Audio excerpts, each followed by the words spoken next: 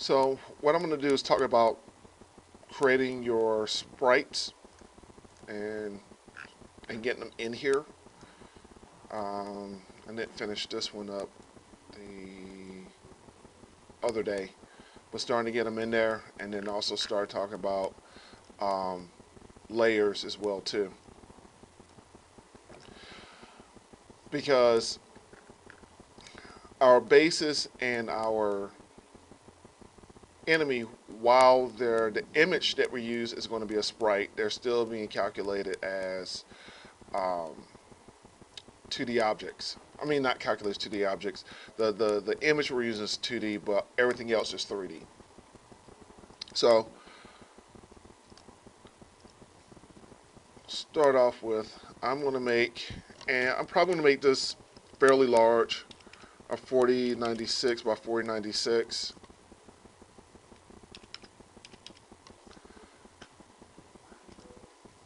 It doesn't matter, it's a square image. 72 dpi. You can use Photoshop or you can use Illustrator, but everything needs to be 72 dpi, and you want to work large. You don't want something that's 300 in there because that's going to be a little bit too heavy for what we needed. So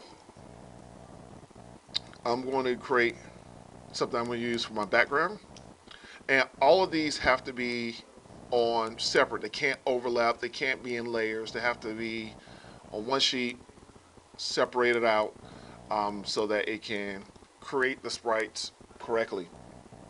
Well, when it comes time to slice them out, it can do that. If you don't know Photoshop, use Illustrator. If you don't know, I'm sorry, if you don't know Illustrator, use Photoshop. But you're not, most of what you need to create isn't overly complicated.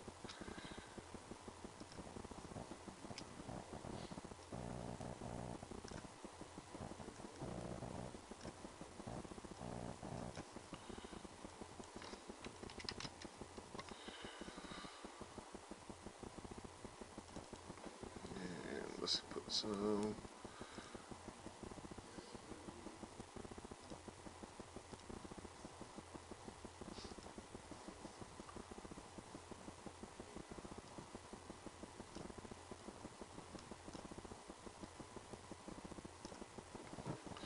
Then I'm going to use that for my background. I'm going to create some.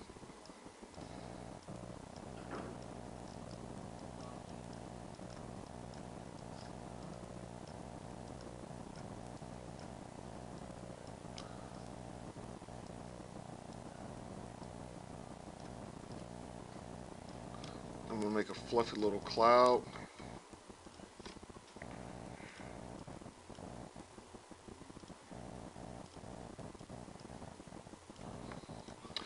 We need something for our actual background, like a mountain. So let's go ahead and create that before I do the other stuff.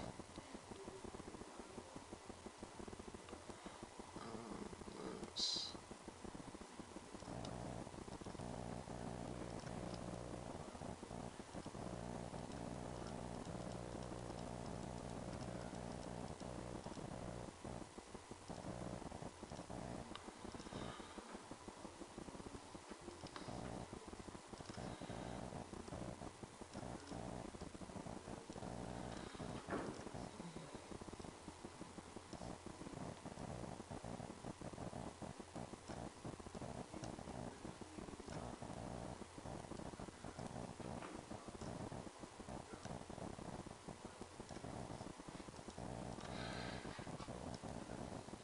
and we need our basis.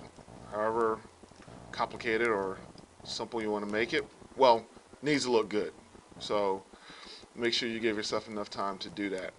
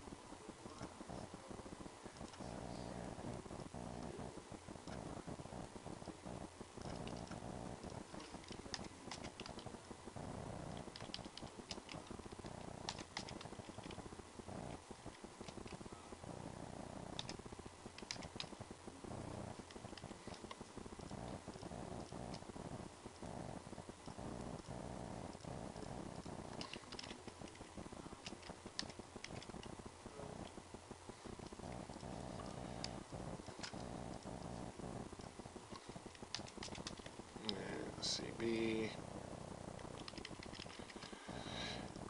And when you create these, also you want them flat, no real perspective, because we're just not going to see it,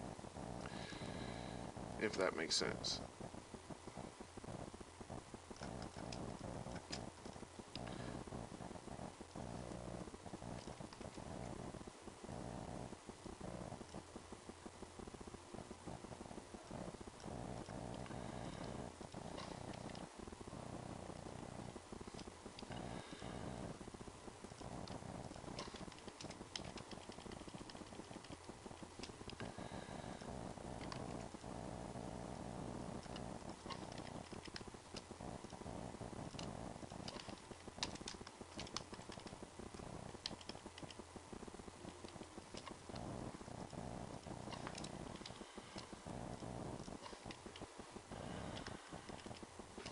And I'll probably just do 2 variations for right now.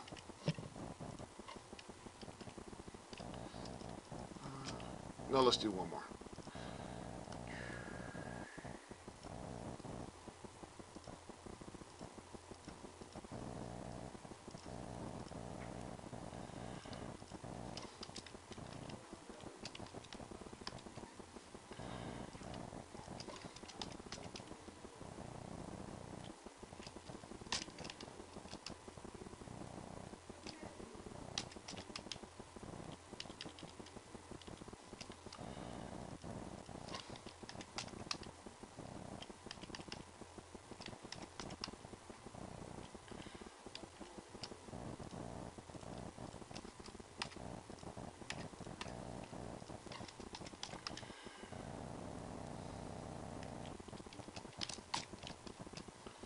And now I'm just going to very quickly line these all up. Bing. Bing. And let's make these all nice and evenly spaced with one another. Bing. Sorry, I'm making noises as I do this. I find it amusing. Sorry. Okay.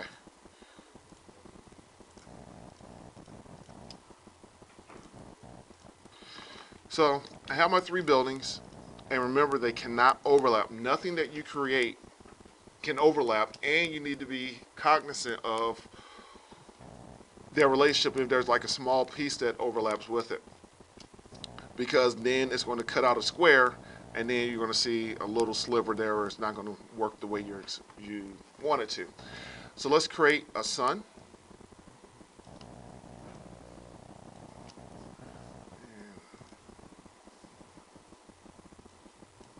Create a new gradient for this, but not right there. There we go.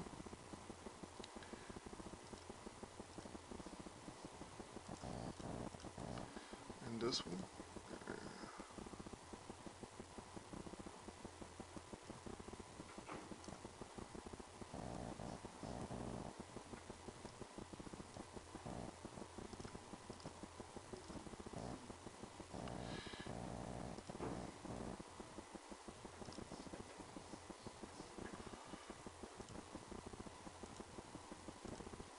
There we go.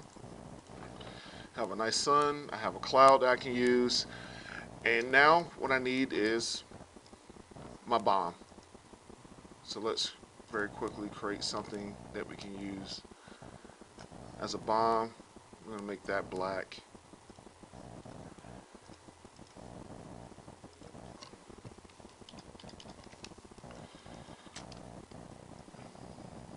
That in.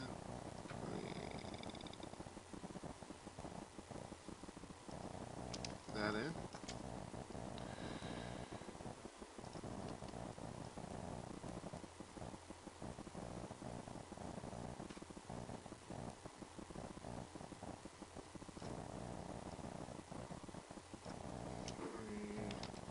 We'll leave that as is.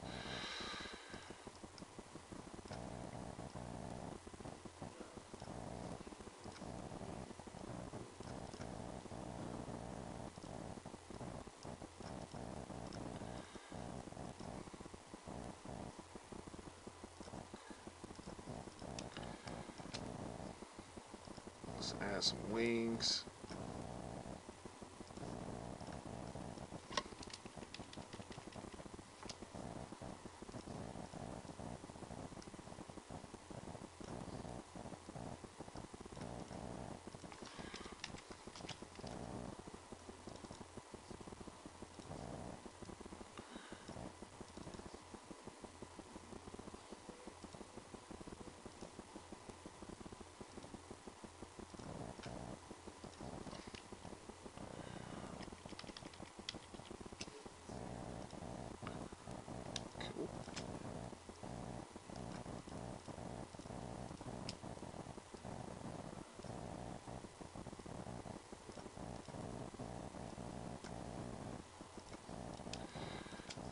And let's just add a little bit of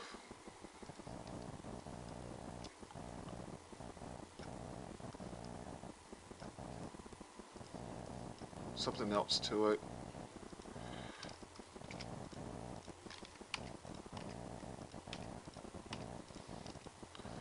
Make that red.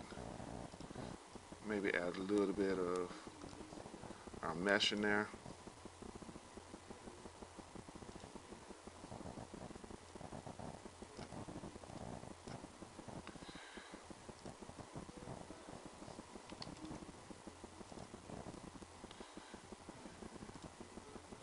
There we go.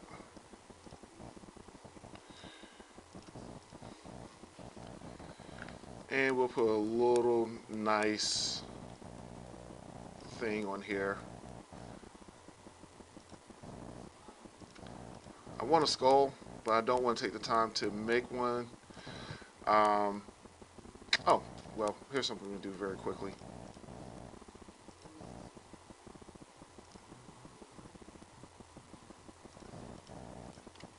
Let's see.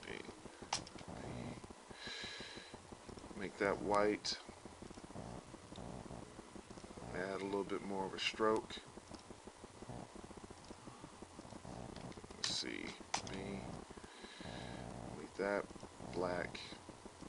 And add a little bit more of a stroke.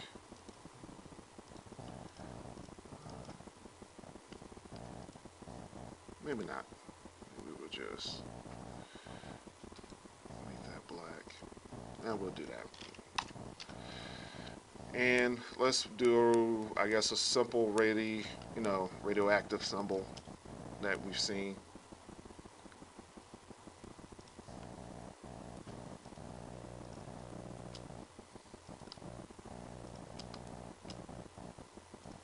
And I want to make that a little bit symmetrical, so take and pull some points. And if you have questions about what I'm doing, please ask, because I'm not going to know. If you're cool, cool. I'm just trying to build these assets and go. If not, please let me know. And that's not quite, but that would do.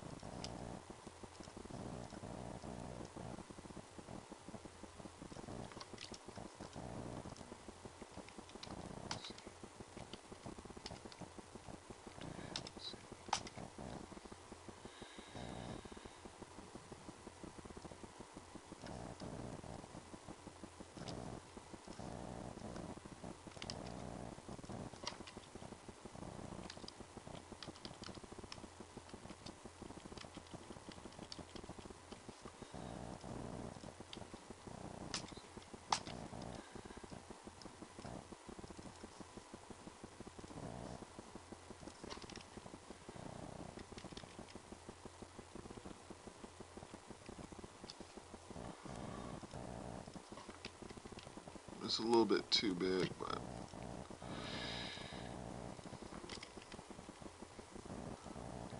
more than a little bit. But it doesn't have to be perfect.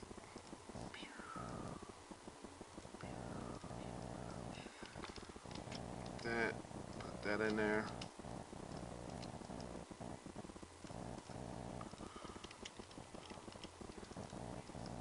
Take that, put that in there.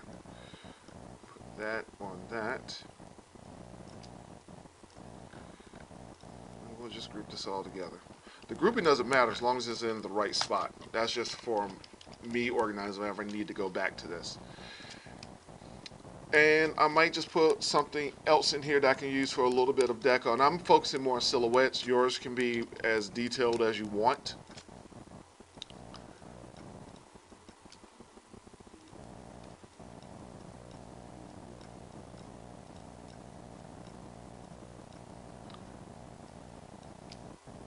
And I'm just going to make a simple tree.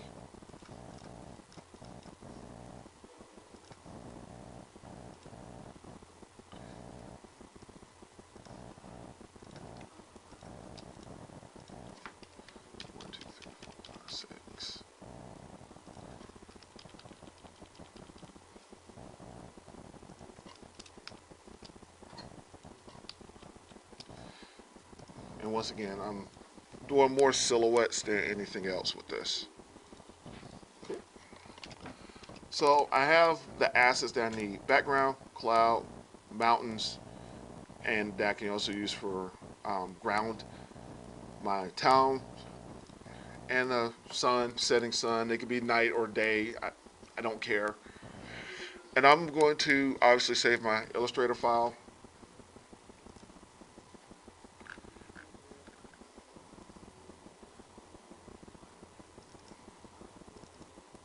And I already created a folder for textures. However, I can't use this Illustrator file for my textures, but I'm just going to save it in there. Town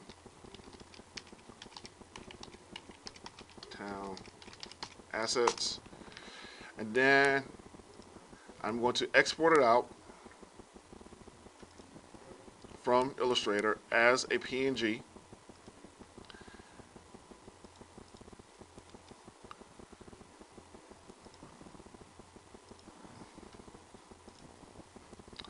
And two, I want my background to be transparent. Screen size, if you decide to go a little bit higher, like 150, that's okay, but don't go to 300.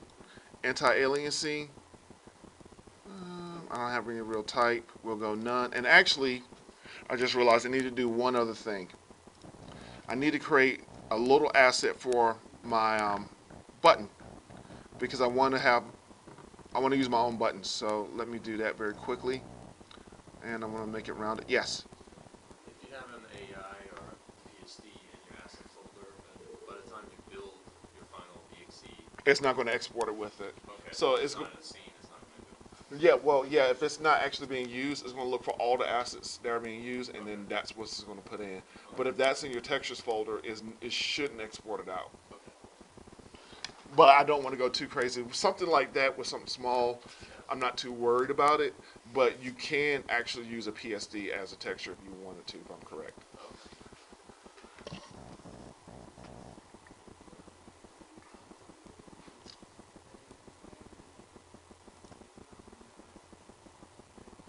Let's use.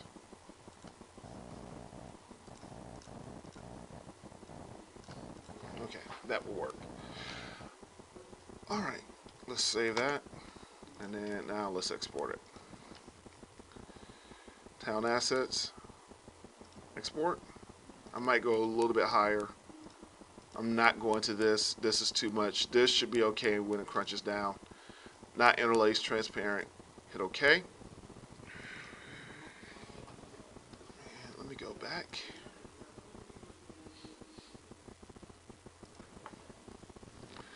And this is where we were at yesterday. Now, for my textures, I have my town assets, PNG. Did it finish writing it? Still going. We'll give it a second.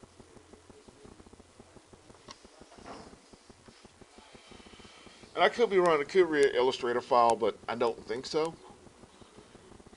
Especially if you're creating a sprite. I know you need a PNG with a transparent background. All right. So these are my town assets. And right now it is reading as a sprite, but it's not only reading as one image. What I want to do is go to my sprite editor. It's going to give me this. And then what I want to do, that's all fine. Give it a second to get caught up.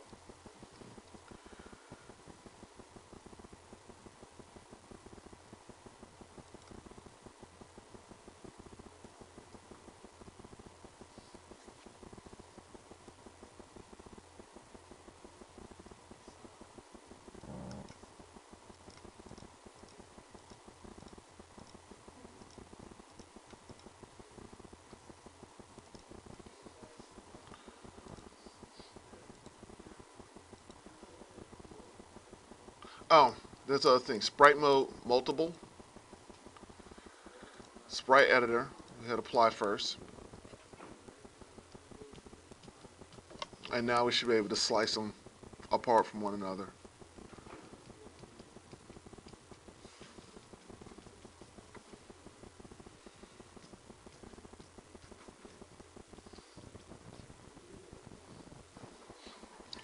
All right, slice, automatic slice.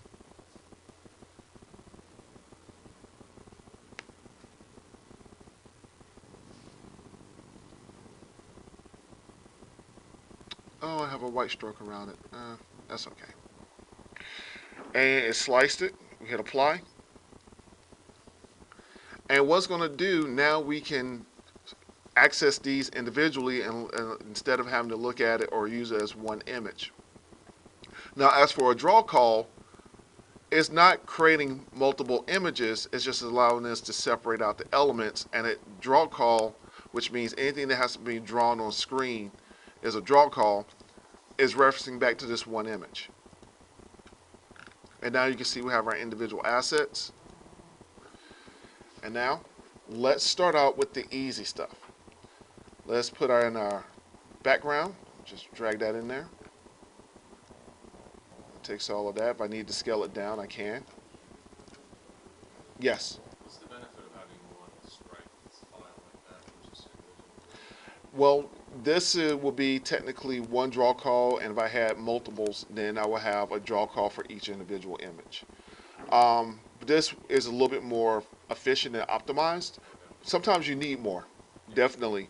For this, you can get away with one, but you might need. But it's like if you ever play old school fighting games, all of them are one thing. That's because then when it has to read that one thing, it's not reading those individual images. It's going back to that major sprite sheet. Yes. How close can the sprites get before they mess up? Imagine there's a box or a rectangle around each individual asset.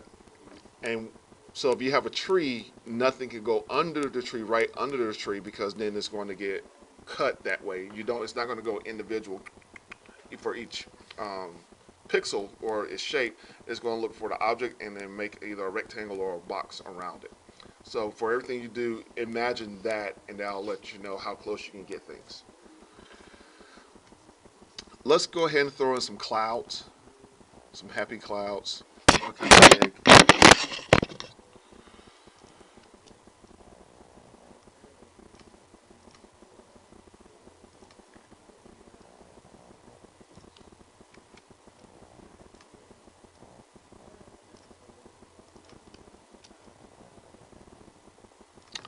And let's throw in the sun. Scale that down. And also the mountains. And we're going to move that down. Maybe make it a little bit bigger.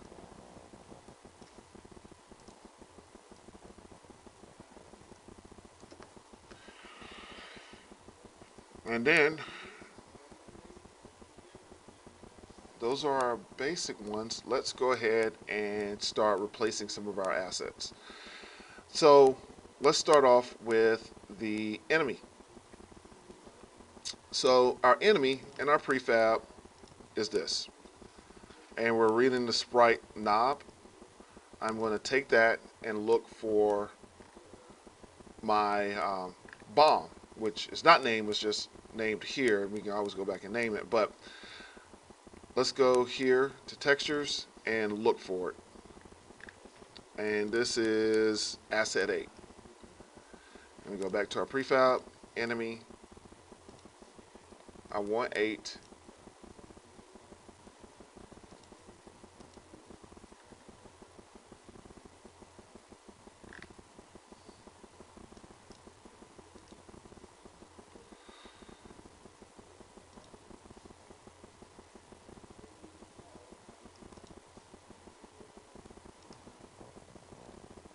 And it didn't update it, but it did. Now, we got a couple of issues here. And that is, this is huge. And if I look for my bots collider, it's probably really small in here somewhere, to the point where we're not going to see it.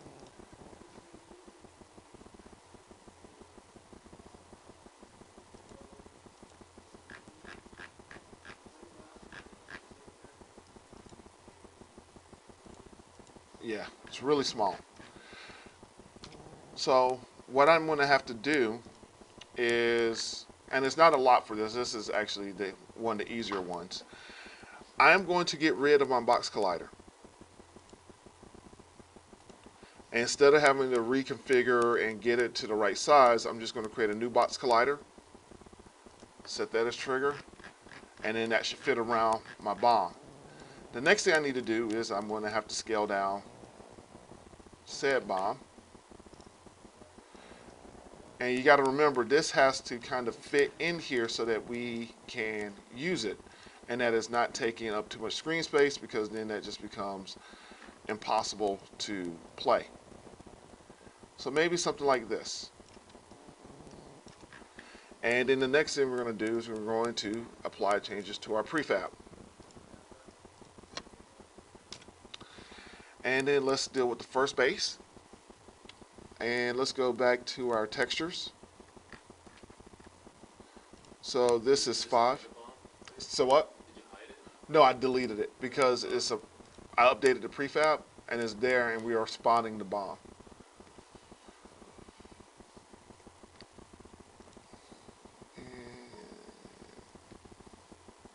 Which one was that again? This is 5. Cool. So let's start out with 5. And that's huge. So it's going to kind of be the same thing.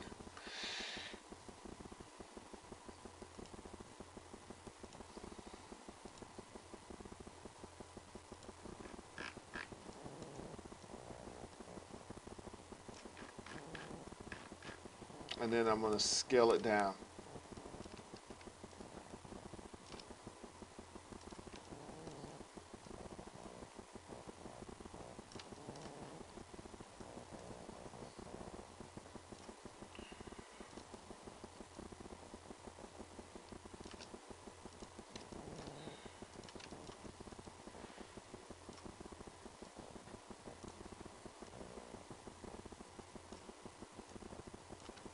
Let me move this down. So, not too much. And then we'll move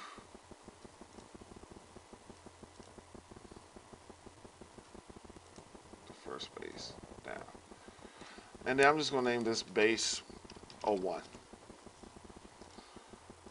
And then I'm going to duplicate it.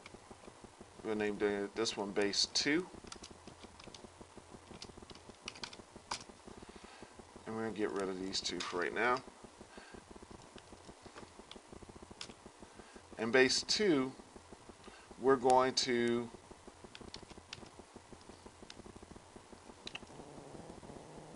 I see what we got to do. That's cool. And base 2, we're going to prefab that. And we're going to replace this one, I guess, with 6.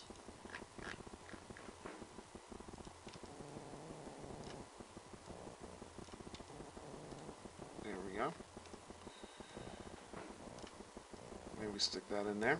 Now, the reason why all of our stuff is starting to disappear is because we need to start setting our sprite layers as well too. But I am going to remove that component, physics, and we'll create another box collider.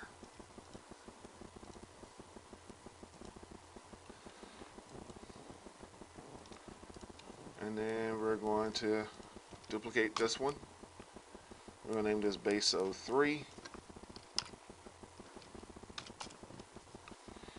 And we're going to prefab that.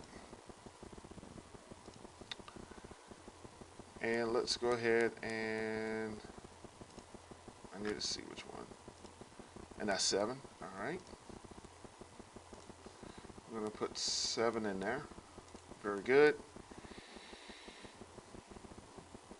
And we're going to move it